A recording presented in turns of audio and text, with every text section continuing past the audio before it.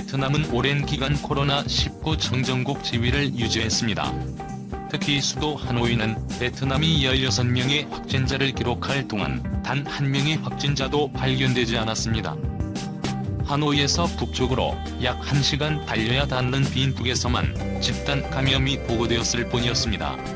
그런데 끝내 하노이도 코로나19 방어막이 뚫리고 말았습니다. 특히 이 확진자는 하노이 곳곳을 누비고 다닌 것으로 알려져 현지 공포가 극에 달하고 있습니다. 베트남의 한 지인은 이제 베트남도 곧 한국처럼 될 날이 머지않았다며 극도의 공포를 호소하고 있는 상황입니다. 현재로서는 가장 공포감을 극대화하는 존재는 유럽 여행을 다녀온 26세 여성입니다. 17번째 확진자입니다. 이 여성은 하노이의 부촌이라 볼 수 있는 서호 근처 집에서 삽니다. 지난 2월 15일에 하노이 노이바이 공항에서 영국 런던으로 떠났고 이후 약 보름간 유럽 곳곳을 쏘다녔습니다. 18일에는 코로나 확진자가 급속히 늘어나고 있는 이탈리아 밀라노에 갔습니다. 이후 파리, 런던 등을 경유하다 3월 2일 새벽에 베트남 항공 비즈니스석으로 하노이에 도착합니다. 후 그는 베트남 유명 병원 중 하나인 홍묵병원과 인근 대규모 아파트인 타임시티 단지 등을 방문했습니다. 이 과정에서 다양한 사람을 접촉한 것으로 알려져 일각에서는 17번째 확진자가 슈퍼 전파자가 될 수 있다는 우려를 하는 것입니다. 이미 자택에서 아버지와 친척들, 가사도우미 5명, 운전기사 1명 등과 접촉을 했는데 이들 접촉자들은 이후를 며칠 동안 하노이 곳곳을 돌아다녔습니다. 홍묵병원에서도 의사와 간호사 20명을 접촉한 것으로 알려졌습니다. 이미 우려는 상당히 현실로 된 상황입니다. 왜냐면 그의 친척이 베트남 19번째 확진자로 그의 운전기사가 20번째 확진자가 되었기 때문입니다. 21번째 확진자는 17번째 확진자와 같은 비행기를 탄 60대 남성이었습니다.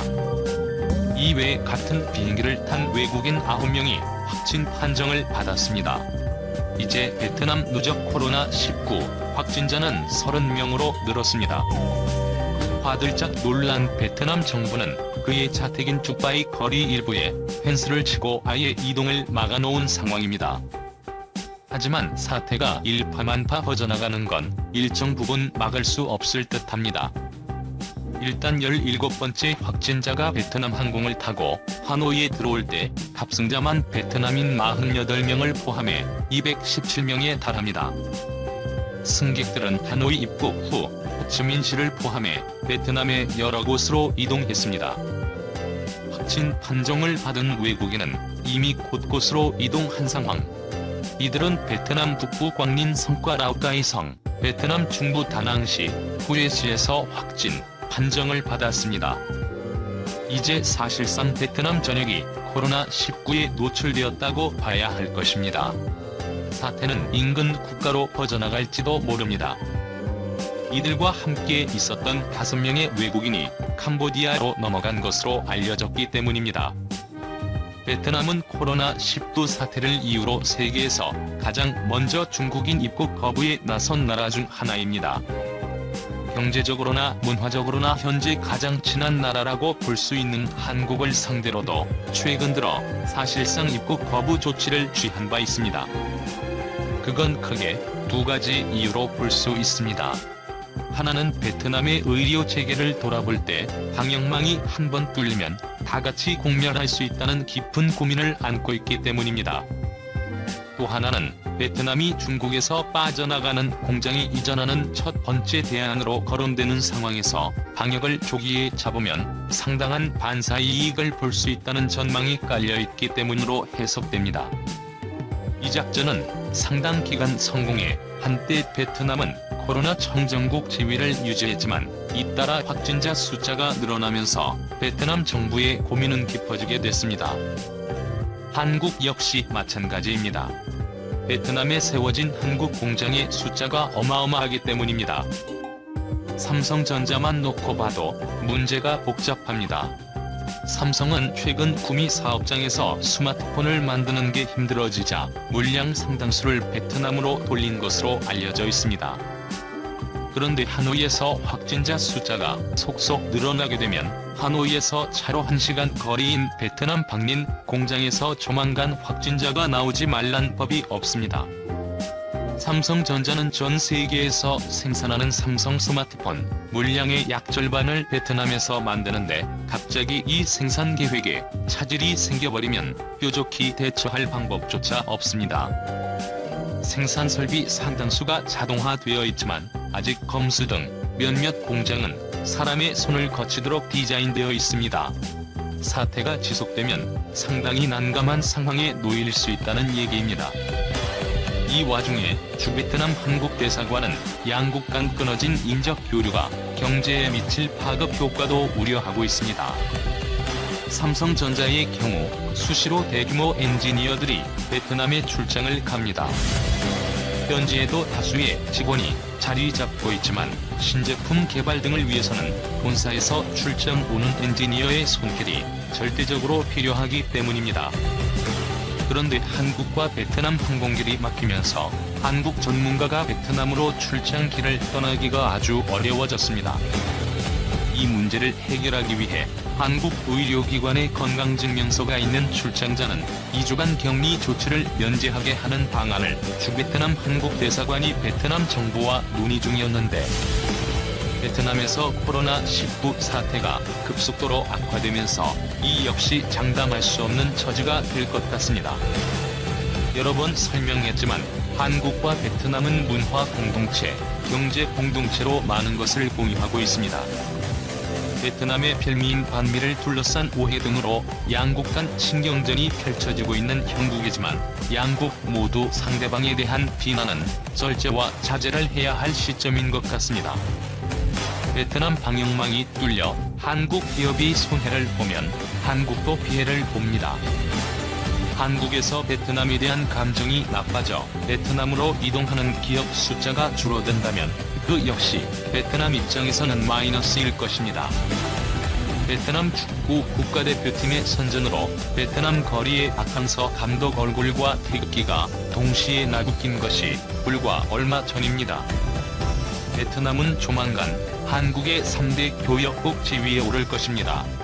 조금은 특별한 양국가 사이, 서로가 서로를 종로으로 온 시각에서 바라보면 좋겠습니다. 도시 봉쇄 직전인데 한국 갈 수도 없다. 30일 현재 31일 하노이에서 인천 편도 항공권은 최저가 70만원에 거래되고 있습니다. 직항도 아닙니다. 대만 타이베이를 거쳐 돌아오는 일정입니다.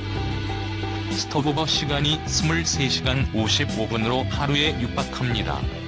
꼬마 아이들을 데리고 돌아가야 하는 교민들은 선택하기 쉽지 않은 시나리오입니다.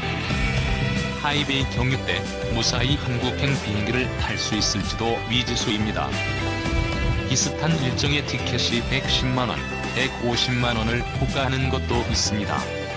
직항은 이미 끊어진 지 오래됐습니다. 그래서 일부 한인들은 정부 차원에서 전세기를 마련해주면 좋겠다는 바람을 내비치기도 합니다. 하지만 삶의 터전이 이미 베트남에 마련돼 있는 교민들은 이러지도 저러지도 못하는 상황입니다. 한번 갔다가 한참 동안 다시 돌아오지 못할 수도 있거든요. 여러모로 안타까운 상황만 반복되고 있습니다. 위기 속 한국 베트남 관계. 보통의 이웃이 아니다. 베트남은 보통의 이웃이 아니다. 한국과 너무도 비슷한 점이 많다. 한자 문화의 영향을 받았고 유교적 전통도 남아있어서 서로 이해하기 쉽다. 뜨거운 사막의 중동 지역은 물론이고 극한의 시베리아에서도 일할 수 있는 민족은 지구상의 한국인과 베트남인 뿐이라고 한다. 9,500만 베트남 인구의 대부분은 매우 젊고 부지런하고 머리와 손재주가 우수하고 한국처럼 문명이 없다. 이른 새벽이면 남녀노소가 공원이나 운동장에서 걷거나 운동을 하는 모습도 다른 개도국들과 다른 점이다. 스스로 돕는 자들의 사회라고 할 수 있다. 베트남 지도자들은 정말 야무진 꿈을 가졌다. 전쟁에서 벗어나서 아직도 빈곤의 냄새가 가득하던 시기에 그들이 만든 경제 건설의 구상 중에는 경공업뿐만 아니라 중공업 건설의 원대한 포부도 포함시켰다. 동남아 지역의 경우 중공업 건설 구상은 매우 희귀한 예다. 베트남 지도자들은 남달랐고 그들이 따르려는 모델은 바로 한국의 근대화 과정, 공업화 과정이었다.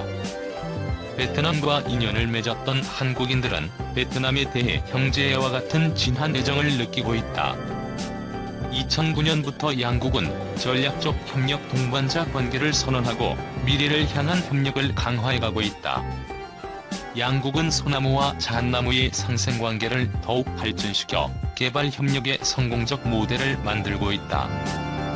현재 6%대의 성장을 계속하는 베트남이 경제 발전에 성공하면 그야말로 한국 베트남 모델이 전 세계 개발도상국의 참고서가 될 것이다. 동아시아에서 패권 국가의 무리한 독주가 일어난다면 두 나라는 역동성 있는 오피니언 리더로서 공동의 목표를 추구함으로써 지역의 안정과 번영을 위한 중심 역할을 하게 될 것이다. 한국과 베트남은 서로 돕고 배워야 할 형제 국가다. 서로의 자긍심을 존중하면서 긴밀하게 협력해 나가야 한다. 위기 속 한국 베트남 우정, 서로 윈윈 교민들은 협조, 베트남은 배려. 16일 오전 호치민에서 차로 4시간 이상 떨어진 베트남 남부 속장 격리시설. 2일부터 이곳에 수용된 30명의 한국민이 베트남 공안들과 웃으며 정답게 압수를 나누는 중이었다. 신종 코로나 바이러스 감염증 확산 이후 한국과 베트남 사이에 미묘하게 흐르던 반감 기류는 전혀 찾아볼 수 없었다. 오히려 격리자와 시설 관리자들은 2주 동안 하루도 거르지 않고 지급된 한인회의 생필품, 음식 등을 나누어 쓰면서 서로를 더 이해하게 됐다. 한국 교민들은 일방 격리에 따른 당황과 분노의 감정을 말끔히 털어내고 베트남 관계자들에게 감사를 전하면서 각자 생활 터전으로 향했다. 남은 한국인 격리자 8명 역시 이튿날 가벼운 발걸음으로 시설을 떠났다. 코로나19 확산으로 한국민 입국 금지 및 격리 조치가 본격 시행된 지 한 달이 지났다. 그동안 국내에선 베트남의 강력한 입국 억제 조치를 두고 우려와 비난이 쏟아졌지만 현지에선 조금씩 양국의 우호 관계가 회복되는 분위기다. 일부 네티즌의 편협한 비방과 이간질은 온라인 가상 세계에서만 존재할 뿐 적어도 현실에